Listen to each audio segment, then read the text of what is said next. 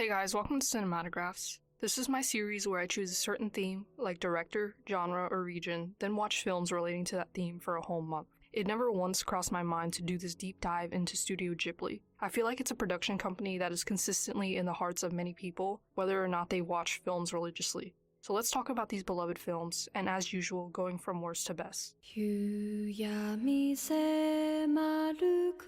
Tales from Earthsea, when I first started watching, reminded me a lot of the fantasy books and movies I consumed growing up, which got me very excited. But these first impressions didn't last very long. The world being shown here does look expansive and intriguing, but the film doesn't take advantage of that. It more so drops you in there and uses it as framing for just another place, so it doesn't become anything special. Sometimes the dialogue is too convoluted, and then other times it's too straightforward. One character will speak in riddles, and the other will simply make expositional statements about something without any build-up. And that brings me to another point. The film feels unmotivated and unfocused. I often didn't know what was going on, not in the literal meaning sense, but in the way I wasn't sure why this part was being included or why this line was being said. I didn't know what was happening. I also noticed that the music was overbearing. At first, I thought it contributed to the overall fantasy feeling of the film, but it became obvious enough that it took me out of it instead. There was this one scene where two characters were talking, and the score got so loud that I couldn't separate their speech from it. The first major plot point is in the first 20 minutes or so, but the next turning point doesn't really happen until like 40 minutes later. And so a lot of the film is just spent in this air of nothingness, as we don't get to learn much about these people along the way. There wasn't enough direction, I feel, in any aspect of the film, except maybe its visuals, which are great. I thought what was done with the camera work and shots themselves was cool, but it was only noticeable in the first act of the film, and I don't think there was anything similar later. Everything just feels off in some way. Some of these things wouldn't be deal breakers, but all combined in one film makes it a difficult thing to get through. I finished watching without really knowing what it was I watched.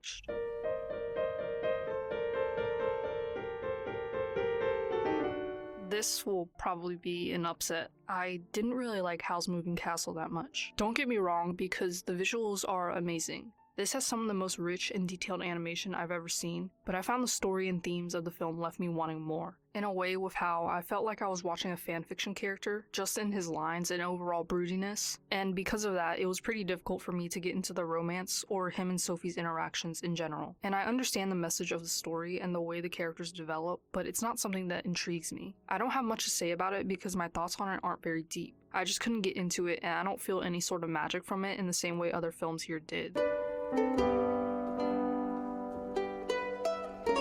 I'm not even gonna lie, there was a lot of stuff happening around me when I was watching this, so I don't think I gave it my full attention and thus probably have a different rating than I maybe could have. But even then, I could tell there was a lot of passion in the characters and story. I really liked the romance and the interactions / conversations that happen as a result of all of that. It felt very real and touching. So don't get me wrong, it's not the movie, it's me, and this is a film that is going towards the top of my rewatch list because from everything I got from it, it deserves another chance.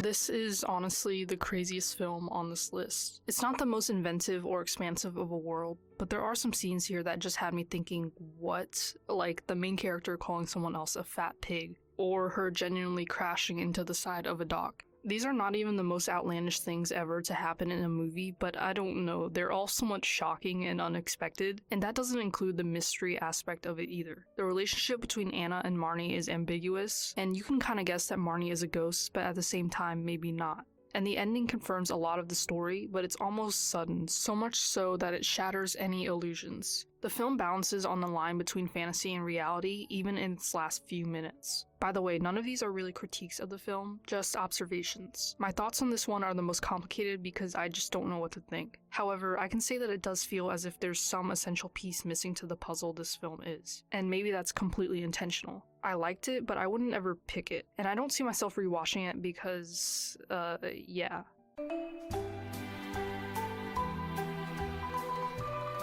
This is Goro Miyazaki's second film, and I have to say I enjoyed it a lot better. While I find the overall premise of the story less interesting than Tales from Earthsea, I think this was a much better and natural execution. There was this very unexpected subplot that would probably make most people's jaws drop, but that got tied up pretty well. And I do also enjoy how the plot has a lot to do with history in a way that can be universal and reminds me of other Japanese films. It's still not one of my favorite Ghiblis, but I liked it.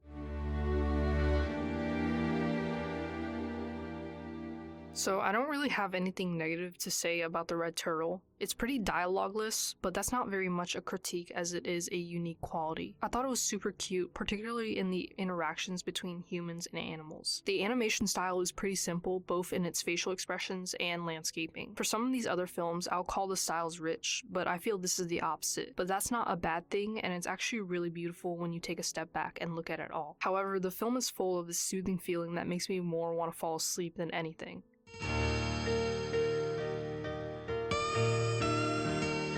Okay, so I think this is one of the worst rated Ghibli films, and I understand why that is. I always love things that have to do with memory, and the way it's used here is charming to me, to connect youth with adulthood and the sort of lessons learned there. The romance made me curious and was very subtle, but it worked. And I really loved the score here. I thought overall it was fun and cool and a bit moody. However, I do not think this is a top tier Ghibli at all. I mean, just looking at everything in front of this, they all achieve much more in a concise way. Some things just aren't very clear, and the film can move too fast. It doesn't feel like a story, but rather a piece of one. It narratively is very fractured. However, I can't help but love it in spite of its very obvious flaws. It's like a guilty pleasure film for me.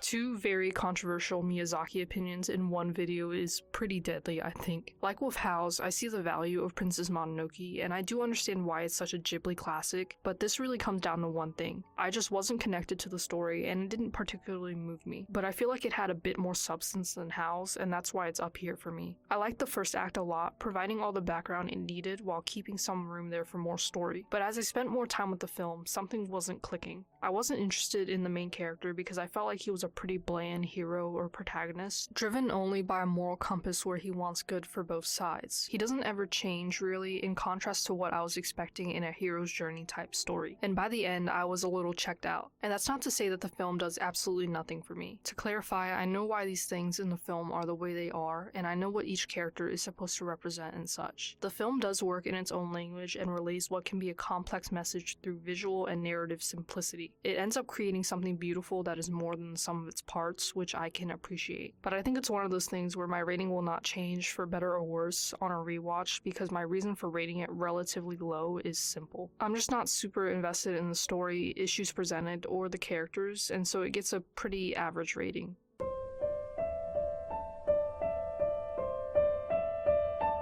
Only Yesterday is the film that's often compared to Ocean Waves because they have a similar narrative structure in how they connect the past and present together. However, I think Only Yesterday is better in every aspect. It's a bit less distant and mysterious, with more pronounced characters, and as with Ocean Waves, I loved the use of memory. I prefer the first half of the film over the second half because I thought the memories shown there were more interesting and I guess childish, whereas the second half transitions into more mature ideas and tackles more problems. That being said, I still love the second half and overall development of Taiko, but for a film like this, I prefer that type of juvenile fantasy and that feeling of something being new and exciting, such as first love or first time eating a pineapple. In fact, the film as a whole makes you feel like you're experiencing something novel, and it's a special thing that can't be put into words. You just have to watch it to know, but yeah, really sweet and worth the time.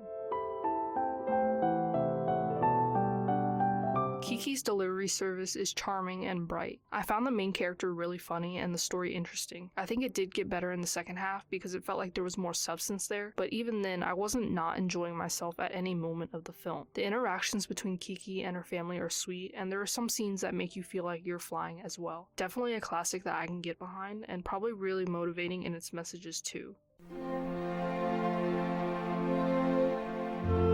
This is a really endearing film. The animation style is wildly different from everything else here. I was honestly caught off guard by it because it's more like watercolor paintings than anything. It's a bit rougher in that way, but I found that doesn't make it anything lesser. I didn't feel like the animation was missing something, and if it does lack anything visual-wise, it's definitely not in the characters' faces as they are endlessly expressive. Even if I didn't like every character, each one of their interactions with the princess made me feel warm inside. They all fit into the film and are represented well. I found the use of ambient sound interesting. Sometimes it's fully there, and sometimes it's absent, and I liked how that could contribute to the meaning of a scene, as opposed to just being in the background. My only complaint, really, is that there are times where the pacing will get weird, as the film needs to rebuild some plot points. Some sequences will get long, especially towards the ending, but other than that, I thought the film as a whole was easy to watch, and I didn't take notice of its length until the third act.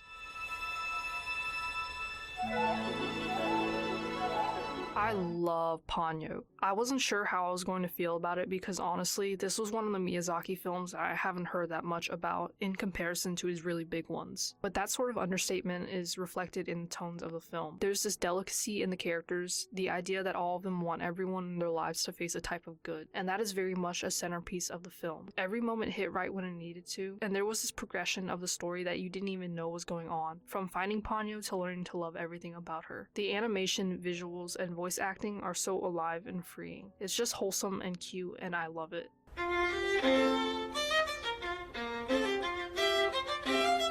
Whisper of the Heart is very fun and uplifting. It's like a coming-of-age story, but it also includes magical elements that are usually associated with Ghibli. As a whole, the film is just sweet and a pleasure to watch. The romance is enough to where it's there, but not enough to where if you don't care about it, you still can't enjoy the rest of the film. I love what's being done with the score here. It's used at just the right moments, but not too much to where some scenes will be melodramatic. Each character here, while not perfect, have perfectly wholesome dynamics together. Some may be strained, but they all play out naturally. The problems shown through these people, particularly Shizuku and Seiji, are something I think a lot of people could relate to, especially in their youth. Their idealistic personalities line up well with what the rest of the film is saying. It has this air of innocence while also projecting a much greater and mature message about dreams, self-worth, and patience. While at times I felt the film was becoming too loose in plot, it came together by the end in what was an overall satisfying experience.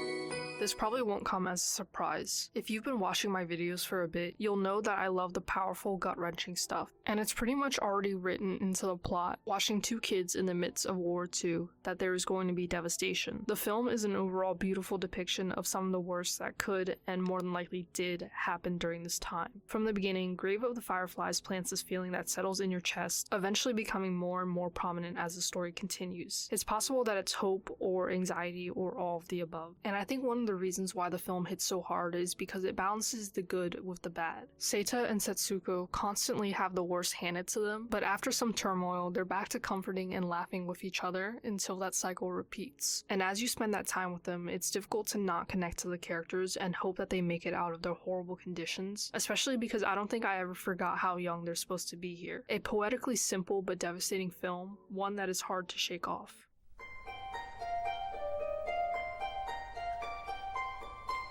Spirited Away is probably the most acclaimed Miyazaki film, if not the most acclaimed Ghibli film. But the first time I watched it sometime last year, I knew it was a good film, especially technically, but something never clicked for me. And I fully understand the appeal for it now. In fact, it honestly amazes me just how much magic I did not get the first time, even though I love fantasy. And this is easily one of the best in that genre. So many different settings, so many different characters, so many different challenges. Chihiro might just be my favorite Ghibli character ever. Her development is heartwarming, and it's subtle until the end, where you realize how much she has grown. I just love her. In fact, I never really hate anyone here. The film is like all too wholesome and light for me too. Also, the voice acting or performances are astoundingly great. So much gets expressed through even the fewest of lines, and the way the emotions come across can be attributed to Miyazaki's drawing abilities as well. It all is so rich and creates this world that seems overwhelming at first, but it's so fun to fall into, even as more and more elements get introduced. I would even go as far as to say that it's a perfect film, and one that will only get better and better on a rewatch. An inspiring story, and understandably a timeless classic that is fit for all types of people, regardless of age or whatever else.